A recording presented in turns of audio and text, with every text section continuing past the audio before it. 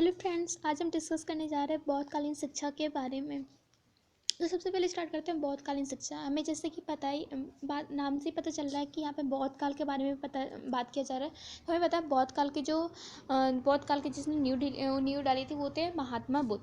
समय के साथ साथ वैदिक शिक्षा प्रणाली में जो संकीर्णता आ गई उसने ही एक नई शिक्षा प्रणाली के लिए द्वार खोले, जिसे बौद्ध शिक्षा प्रणाली कहते हैं। जो बौद्ध शिक्षा थी वो वैदिक शिक्षा के बाद में आई थी। सबसे पहले आई थी वैदिक कालीन शिक्षा, उसके बाद से आया था बौद्धकालीन शिक्षा है, बौद्ध के टाइम पे आया था। बौद्ध धर्म के प्रचार के लिए विकसित की गई शिक्षा प्रणाली बौद्ध शिक्षा प्रणाली कहलाती थी। इसको पहले बौद्ध धर्म जो था उसके प्रचार प्रसार के लिए शिक्षा प्रणाली जो विकसित की गई उसी को क्या बोला जाता है, बौद्धकालीन शिक्षा कहा जाता है। महात्मा बुद्ध बौद्ध धर्म के प्रवर्तक थे। वही जो मैंने भी बताया, बौद्ध धर्म के प्रवर्तक कौन थे, महात्मा बुद्ध। इन्होंने बौद्धकालीन शिक्षा मतलब कि उसका प्रचार प्रसार किया। और फिर आता है बौद्धकालीन शिक्षा के उद्देश्य। बौद्ध धर्म मध्यम वर्गीय का पक्षधर था। जो मध्यम वर्गीय फैमिली होती है उसका पक्षधर कौन था, बौद्धकालीन शिक्षा। इसलिए इसमें जो शिक्षा व्यवस्था थी उसका मकसद शिक्षा समाज के हर वर्ग तक पहुँचे, जिसमें जाति धर्म लिंग का भेदभाव नहीं था। मतलब कि जो बौद्धकालीन शिक्षा थी इसमें ऐसा नहीं था कि सिर्फ एक राजा का बेटा ही पढ़ सकता है या फिर जो मतलब नीची जाति को उनको नहीं पढ़ाया जा सकता है। ये सबके लिए ओपन थी। आप चाहे किसी भी जाति के हो, धर्म के हो, वर्ग हो या लिंग का हो, आपके साथ कोई भी भेदभाव नहीं कर सकता है। चाहे आप लड़के हो लड़की हो, आपको वो एजुकेशन क्या की जाएगी, प्रोवाइड कराई दी जाएगी।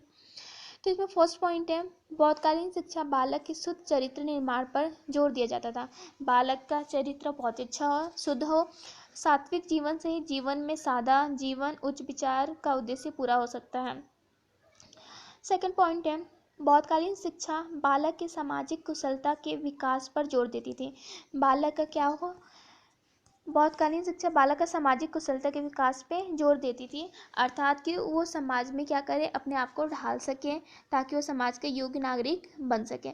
अगर आप समाज के अनुरूप खुद को नहीं रख सक रहे हो तो आप लोग एक तरह से क्या करोगे, मतलब कि आपको समाज जैसा है उसके अनुरूप खुद को मतलब कि ढालना पड़ता है, तभी आप उस समाज में रह सकते हो, अन्यथा आप नहीं रह पाते हो। थर्ड पॉइंट है, बौद्ध धर्म केवल भारत में ही नहीं विदेशों में भी फैला। इसलिए इस युग की शिक्षा का एक लक्ष्य राष्ट्रीय संस्कृति का प्रचार प्रसार व संरक्षण करना था। जो बौद्ध धर्म था वो सिर्फ भारत में नहीं विदेशों में भी फैला था। अशोक के बारे में आपने नाम सुना होगा। अशोक ने भी बौद्ध धर्म को अपनाया था और उन्होंने बौद्ध धर्म का प्रचार प्रसार भी किया था। उन्होंने अपने बेटे और बेटी को कहाँ पर भेजा था, श्रीलंका में भेजा था बौद्ध धर्म के प्रचार प्रसार के लिए। बौद्ध धर्म का अंतिम प्रमुख लक्ष्य जो था सत्य की खोज या निर्वाण की प्राप्ति था। फिर आता है बौद्धिककालीन शिक्षा की क्या क्या विशेषताएं थी। शिक्षा सार्वभौमिक थी, अर्थात सभी के लिए थी, जाति धर्म का कोई बंधन नहीं था। प्राथमिक शिक्षा जो थी पूर्णतया निःशुल्क थी, फ्री एजुकेशन दिया जाता था। इसमें शिक्षा व्यवस्था का मूल केंद्र संघ होता था।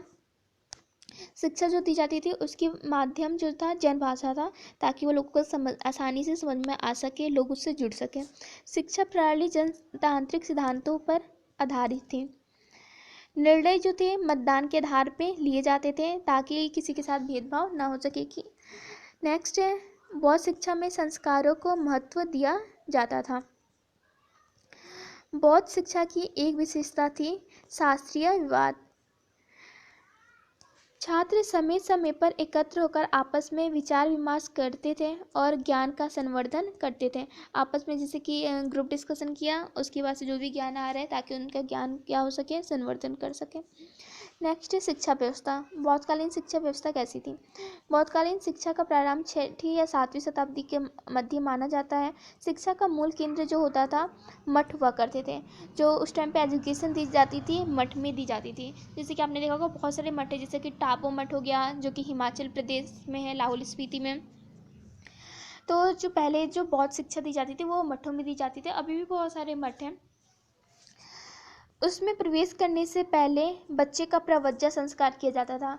इसमें एक इम्पॉर्टेंट क्वेश्चन ये बन जाता है, क्योंकि हमें पता है 3 टाइप्स की कालीन शिक्षा, मतलब कि एक हो गया वैदिक कालीन शिक्षा, वैदिक कालीन, ये हो गया बौद्ध कालीन, और एक है मुस्लिम कालीन। इन सब में एक एक संस्कार है। जैसे कि अगर आ गया कि प्रवज्जा संस्कार किस कालीन शिक्षा, या फिर सीटेट या टेट में भी क्वेश्चन आ सकता है कि जो प्रवज्जा संस्कार है वो किससे संबंधित है, तो आपका ये हो गया बौद्ध धर्म से।